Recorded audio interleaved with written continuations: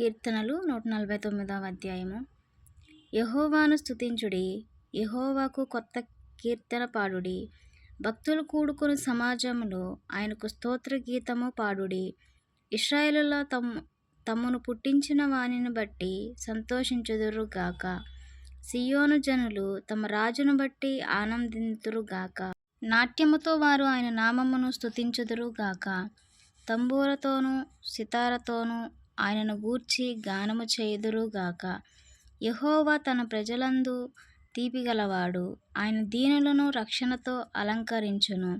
భక్తులు ఘనత నొంది ప్రహర్షించుదురు గాక. వారు సంతోషభరితులై తమ పడకల మీద ఉత్సాహగానము చేయుదురు గాక. వారి నోట దేవునికి చేయబడు ఉత్సాహ స్తోత్రములున్నవి.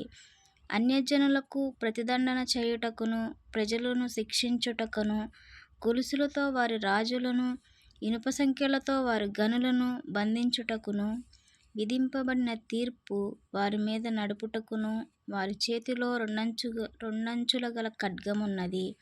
ఆయన భక్తులందరికీ ఘనత ఇదే. యెహోవాను స్తుతించుడి. కీర్తనలు 150వ అధ్యాయము. యెహోవాను స్తుతించుడి, ఆయన పరిశుద్ధాలయమునందు దేవుని స్తుతించుడి. ఆయన బలమును ప్రసిద్ధి చేయు ఆకాశ విశాలమందు ఆయనను స్తుతించుడి. ఆయన పరాక్రమ కార్యమును బట్టి ఆయనను స్తుతించుడి. ఆయన మహాప్రభావమును బట్టి ఆయనను స్తుతించుడి. బూరధ్వనితో ఆయనను స్తుతించుడి. స్వరమండలములతోనూ సితారతోనూ ఆయనను స్తుతించుడి. తంబురతోనూ నాట్యముతోనూ ఆయనను స్తుతించుడి.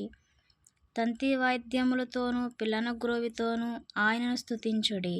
మ్రోగు తాళములతోనూ ఆయనను స్తుతించుడి. గంభీర ధ్వనిగల తాళములతో ఆయనను స్తుతించుడి. సకల ప్రాణుల యెహోవాను స్తుతించుదురు గాక. యెహోవాను స్తుతించుడి.